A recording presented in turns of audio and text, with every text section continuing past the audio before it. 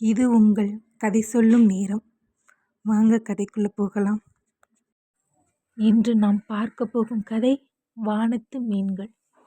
சித்திரம் வரையும் ஓவியனாய் என் தூரிகை, என் சித்திரமாவும் என்றறிந்திராத துடிப்புடன் காகித ஏடி எண்ணத்தில் மிதக்கும் பொன்வரணம் மொத்தத்தையும் குலைத்து குலைத்து வார்த்ததில் குதித்து வந்து நின்றது. பெண்ணே, உன் பிம்பம் ஐக்கிய நாட்டு சபையில் உயரிய விருதை எனக்கு அறிவித்தார் போன்றதொரு துள்ளல் என்னுள் ஏனெனில் என் தூரிகை தாரகை நீ அல்லவோ கண்ணே.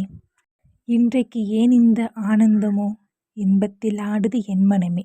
ஸ்டூடியோவில் இசை இனிமையால் தவழ்ந்து கொண்டிருந்தது. கூடத்தில் ஜெகதாரணி இந்தியா டுடேவில் பார்வை பதித்திருந்தாள். பக்கத்திற்கு பக்கம் மும்பை தாக்குதல் பற்றிய செய்திகள். அவள குரலொளியாய், இரத்த கசதிகளாய், கண்ணீராய், பயங்கரவாதத்தின் அரைக்குவலுக்கு விடப்பட்ட முதல் சவாலாய், திகிலாய் இருந்தது நெஞ்சு. ச்சே, என்ன ஒரு கொடூரம் பார்த்தாமர, நெஞ்சே பதறுது. எத்தனை உயிர்கள் ஒரே நாளில். நானும் தான் வாசித்தேன். போன வாரத்தில் இருந்து டெலிகாஸ்டில் பார்த்து பார்த்து சாப்பிடவே தோணலை. என்றைக்கு தான் இந்த ரத்த அணகளை இல்லாத ஒரு பூமியா இந்தியா நிலை நிற்கும்னே தோணலை. பூகம்பம் சுனாமின்னு இயற்கை ஒரு பெரும் சீற்றத்தை வெளிப்படுத்தி மக்களோட உயிரை மொத்தமாக அள்ளிக்கிட்டு போகிறதுனா, இந்த மாதிரி வன்முறை செயல் ஒரு புறம். நினச்சி பார்க்கவே பயமாக கூட இருக்குது தாமரை. மனித வாழ்க்கையோட தர்ம நிலை குறைஞ்சிட்டதுனால தான் இது போல் அசம்பாவிதங்கள் அரங்கேறுதுன்னு சொல்லுவேன் நான். இதுக்கு காரணம் அடிப்படை கல்வி. அங்கே நம்ம அரசாங்கம் திறமையான அஸ்திவாரத்தை நிலைநாட்டணும் ஜெகதா. வல்லரசு இந்தியாவை உருவாக்கணும்னா இன்னும் நிறைய போராட்டங்கள் சந்திக்கணும் போல் இருக்கு. அண்ணம்மாள் சைனா களிமண் கோப்பைகளில் சுட சுட தேநீர் கொண்டு வந்து வைத்து விட்டு போனாள். வெளியே மழையின் சாரல் விட்டப்பாடிலே. ஒரு வாரம் போல தமிழகம் எங்கும் கனத்த மழை வெள்ளம். வரலாறு காணாத அளவு வற்றாத ஜீவநதி வெள்ளோட்டமாய் ஏழை எளிய மக்களின் வாழ்க்கை தரத்தில் உயிர் நாடியில் கரம் பதித்து பார்த்தும் ஓய்ந்த பாடில்லை. சூரியன் லாங் லீவில் சென்று விட்டிருந்த நிம்மதியில் வானப்போர்வை பஞ்சமில்லாது வரண பகவானிடம் கொஞ்சி குழாவி கொண்டிருந்தது. குளிர் பற்களை கிட்டடிக்க தரையில் கார் பதித்தால் ஐஸ் பாலத்தில் கால் பதித்தார் போல் ஒரு சில்லிப்பு. குடைசவாரிகள் தான் பார்த்த முகம் தோறும். பள்ளி கல்லூரிகளிலும் விடுப்பு அறிவிக்கப்பட்டிருந்ததில் சிறுவர்களின் கும்மாளம், மழைநீரில் கல்விசிறி வட்டம், தரிசித்து சிலிர்த்து கப்பல் விட்டு என பொழுது கரைந்து கொண்டே இருந்தது. ஜெகதாரணியும் தாமரையும் தேநீர் கோப்பைகளை கைவசம் எடுத்து கொண்டனர். ஜெகதா, ராஜசேர்கிட்ட இருந்து எந்த தகவல் வந்ததா? தாமரை தேநீரை மென்மையாக ருசித்தவாறே வினவினாள். தாமரை, வேற டாபிக் பேசுவோம் ப்ளீஸ். ஜெகதா எடுத்த எடுப்பிலேயே வெறுப்பு காட்டினாள். ஜெகதா, டென்ஷன் ஆகாத ப்ளீஸ். உன்னோட லைஃப் ஜெகதா. எனக்கு தெரியும் தாமரை. ஏனோ தரன்னு பேசுகிற மாதிரி இருக்குது ஜெகதா உன் பேச்சு. நீ ஏன் விருப்பப்பட்டு ராஜசேகரத்தான் வேணும்னு பிடிவாதம் பிடிச்சு கட்டிக்கிட்ட. இப்போ அவரை வேண்டாம்னு உதறி விட்டுட்டு நிற்கிறது பண திமிரு படித்து கர்ப்பணும் தான் எல்லாரும் சொல்லுவாங்க. சொல்கிறவங்களை எல்லாரும் ராஜசேகரோட வாழ்க்கை நடத்த போகிறாங்களா? சீட்டிங், பகல் கொல்ல, பட்டப்பகல் வலைப்பெறி போலாயிட்டது என் வாழ்க்கை. படித்து சொன்னோம் நானும் தனுசும். கேட்டியா? பெருசாக குழந்தை வேணும்னு ஒத்த காலில் நின்னேன். முதலுக்கே மோசம் போயிட்டதா? ஜெகதாரணி வெற்றி தேநீர் கோப்பையை தீப்பாயில் மீது வைத்துவிட்டு நிமிர்ந்தாள். எத்தனைக்கு எத்தனை நம்பினேனோ அத்தனைக்கு அத்தனை நம்பிக்கை துரோகியாக ராஜசேகரே இருப்பான்னு நான் துளிக்கூட எதிர்பார்க்கல. என் அப்பா கொடுத்த வாழ்வும் வசந்தமும் அவரை நிலை கொள்ளாத ஆட வச்சுட்டது. தப்பு ஜெகதா. ராஜசேகர உன் பிடியிலிருந்து நழுவ விட்டது நீ பண்ணினது தான். குழந்தைன்னு உயிரை விட்ட. அங்கே குழந்தையும் குட்டியுமா அவர் ராஜாவாட்ட இன்னொரு லைஃப்பில் செட்டில் ஆகிட்டாரு. நீ தான் தனி மரமாக நிற்கிற.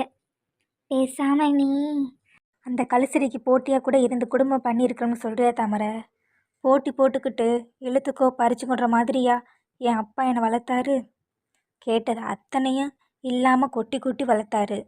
என் விருப்பத்துக்கு கை காட்டினவரை கட்டி வச்சாரு.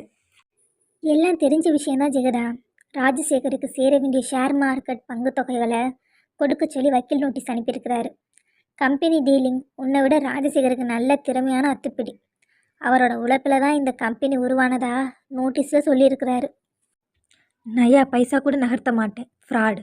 மொத்த சொத்தையும் விற்று கேஸை நடத்திட்டு ஏதாவது ஆசிரமத்துக்கு போய் செட்டிலானாலும் சரி, சல்லி காசு என் குடும்பத்து சொத்துலேருந்து உரிமை கொண்டாடிட விட்டுட மாட்டேன். ஜெகதாவின் பற்கள் நரநரத்தன. கூல்டவுன் ஜெகதா.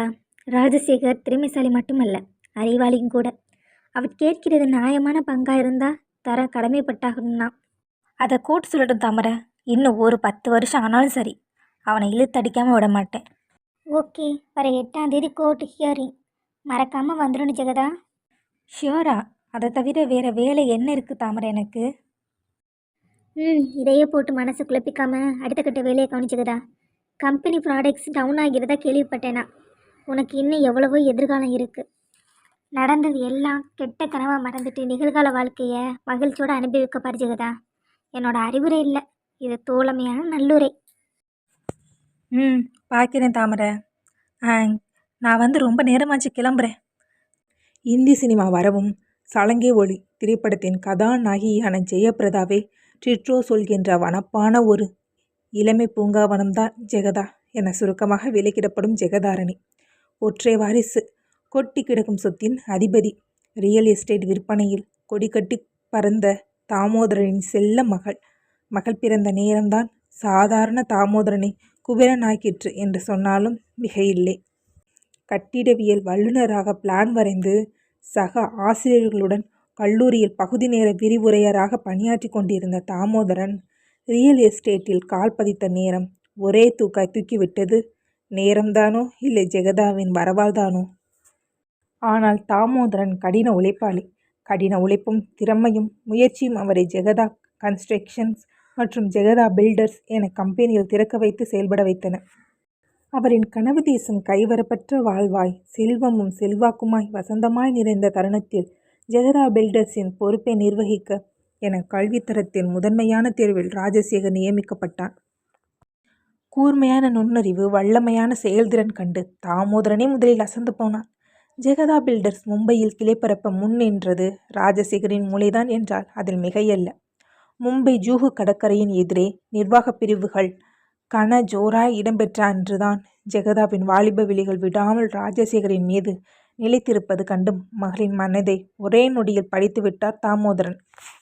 நீ ஆசைப்பட்டு நான் மாட்டேன்டா, அப்புறம் இத்தனை சம்பாத்தியமும் எதுக்குங்கிறேன்.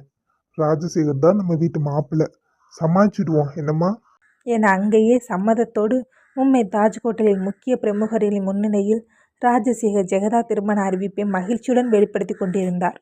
ராஜசேகர் தன் காதுகளில் நம்ப மாட்டாத ஆச்சரியத்துடன் தான் தாமோதரனை எதிர்கொண்டார். என் பொண்ணு இல்லை ஜெகதா, என் உயிர் மூச்சு சொன்னா அதுதான் சரி. ரொம்ப செல்லமாக வளர்த்துட்டேன். கம்பெனியையும் என் மகளையும் உங்கள் பொறுப்பில் ஒப்படைக்கிறதுல எனக்கு ரொம்ப சந்தோஷம்தான். திறமையும் பொறுப்பு தன்மையும் நிறைஞ்ச நபரைத்தான் நான் தேர்வு செய்திருக்கிறேன்னு நம்புகிறேன். ஜெகதா இனி உங்கள் சொந்தம்.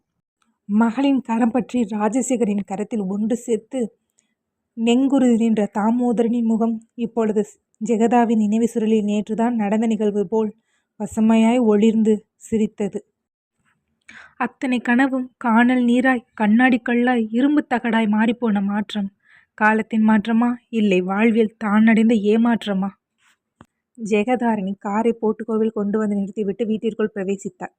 அம்மா உள்ளே வேலையாக இருந்ததால் மாடி ஏறி தன் அறையில் கட்டிலில் பொத்தென்று விழுந்தார். உடைமாற்றம் கூட ஏனோ தோன்றவில்லை.